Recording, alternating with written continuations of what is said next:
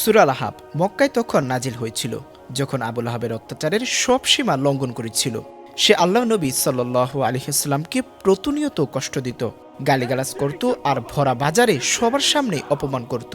কিন্তু এই সব কিছুর সূচনা হয়েছিল সেই সকালে, যখন ভোরের স্নিগ্ধ আলো মক্কার মাটিতে চুম্বন করেছিল। উটের সারি মরুভূমির বুকে ছুটে চলছিল। কেউ সকালে আয়নার সামনে দাঁড়িয়ে নিজের রূপ দেখছিল, কেউ পরিবারের সাথে নাস্তা করছিল, আর কেউ হয়তো তখনও বিছানায় আলস্য ভাঙছিল। কিন্তু সেই শান্ত ভোরের নিস্তব্ধতা ভেঙে একজন এগিয়ে যাচ্ছিল সাফা পাহাড়ের চূড়ার দিকে। এটা সেই ঐতিহাসিক পাহাড় ছিল যেখানে মক্কাবাসীরা কোনো বিশেষ ঘোষণার জন্য একে অপরকে সমবেত করত।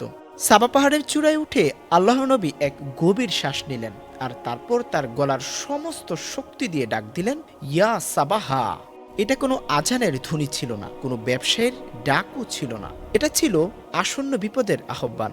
এর অর্থ ছিল, হে লোকেরা, জেগে উঠো আর আমার কথা শোনো। তোমাদের উপর এক ভয়ঙ্কর বিপদ আসছে। লোকেরা তাদের ঘর, দোকান আর অসমাপ্ত কথা ফেলে ছুটে এলো।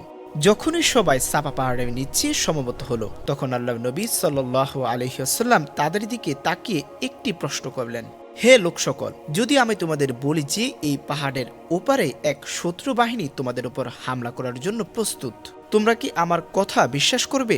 সকলে এক বাক্যে বলে উঠল, নিঃসন্দেহে, কারণ আপনি সাদিক, পরম সত্যবাদী, আপনি আল আমিন বিশ্বাসী, আপনি মুহাম্মদ সাল্লাল্লাহু আলাইহি ওয়াসাল্লাম।